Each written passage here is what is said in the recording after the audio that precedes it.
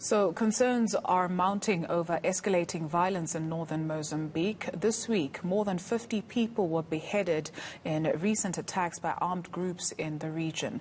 Thousands of others have had to flee their homes. We're now joined by Liesl Louw-Vaudran, senior researcher and project manager at the Institute for Security Studies. Thank you for joining us. Let's start with perhaps a bit of context in terms of why it is that Cabo Delgado is such a contentious province.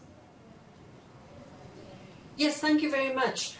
These attacks have actually been going on for over 3 years now, because it started in October 2017.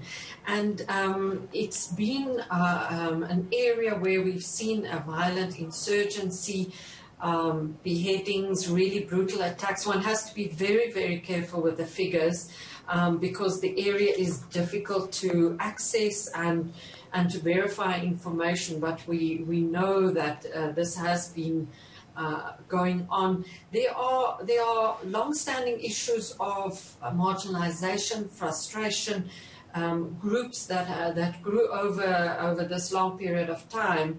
But this year we've seen an escalation of the attacks. Cabo Delgado itself is the northernmost province of Mozambique. It borders Tanzania.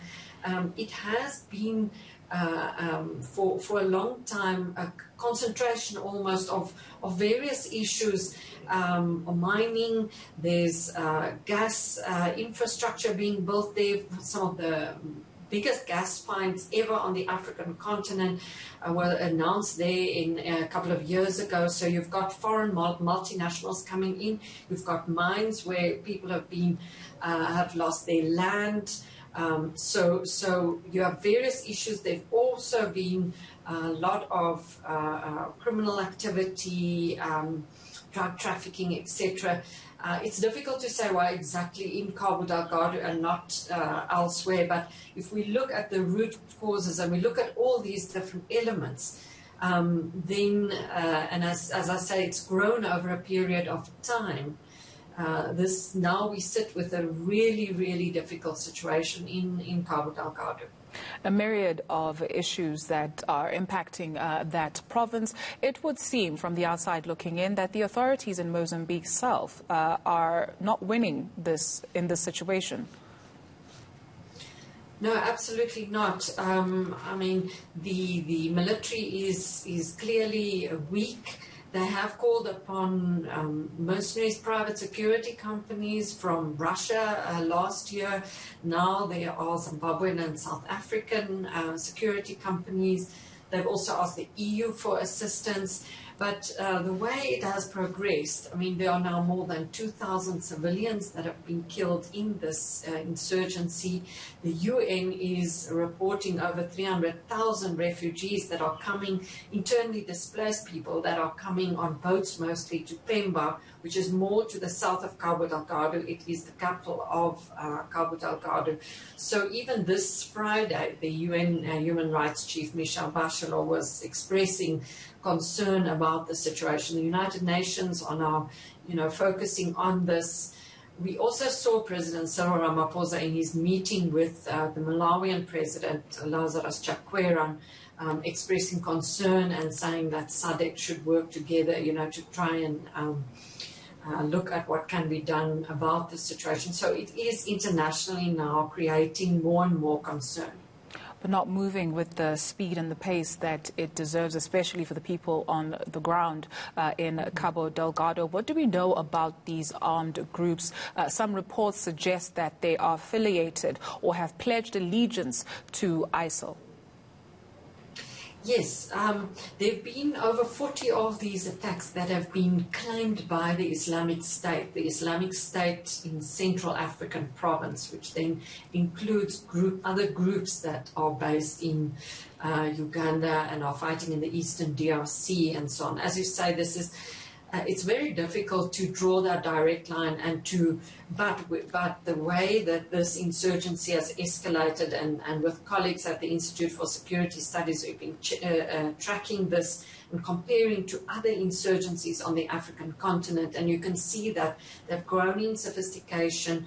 Their weapons, for example, and the numbers of insurgents have grown. So the links with the Islamic State are emerging slowly, and people are more and more aware of this group then growing in numbers and sophistication. As I said in the beginning, and I think this is one of the difficulties the South African government has in dealing with the issue, is the fact that in the beginning we had so little information, but it has now,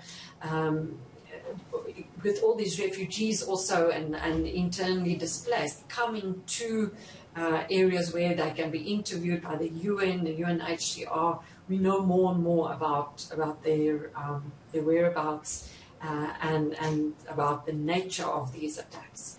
I'd like us to expand on the growing insurgency that you mentioned on the continent. It's very easy for us to sit comfortably and assume that this could not happen in South Africa or any other so-called peaceful state on the continent. But if this is happening in Mozambique to our neighbors, it could very well happen here. As you mentioned, the growing insurgency, how worried should we be about that? Yes, I think it's quite complex where we have insurgencies like this or violent extremism on the African continent. It has been within a very specific local context, as I said, in northern Mozambique, which is very far away even from the capital Maputo and far away from South Africa's borders. The chances at this point, in any case, in the short term, of the insurgency itself, in terms of occupying territory, will then spread southwards and endanger South Africa. I think the dangers are limited. That they would have that territorial reach. They have attacked southern Tanzania, but it's terrorism and these violent extremist groups are quite unpredictable. So what happened, for example, in East Africa, Kenya was attacked by Al-Shabaab, which is another group with a whole other historical development, etc. But when Kenya went into attack Al-Shabaab in Somalia, there were then revenge attacks in Kenya. People will remember, some really violent attacks a couple of years ago. The same we see in West Africa, in the Sahel region, where initially there was an insurgency and a territorial occupying of northern Mali, which subsequently spread to Niger and Burkina Faso, and there have been just isolated attacks on the more coastal states in West Africa, like Cote d'Ivoire and Benin, but it's more or less now contained. Well, it has spread to Mali, Burkina Faso, and Niger. We also have Boko Haram. So in actual fact, we here in Southern Africa, we're really not used to these kind of groups. Terrorism is something unknown, and that's one of the reasons I think SADC is grappling and struggling to deal with it, is we can learn lessons from how in other places of the continent governments and regional organizations and the African Union have reacted. And I think overwhelmingly the lessons that we learned is a military response on its own will never work. It hasn't worked elsewhere. Just sending troops, that might be on a short term one of the solutions, but one has to look at the root causes of the insurgency and how to prevent it from spreading and how to contain it and eradicate it in some way with development projects and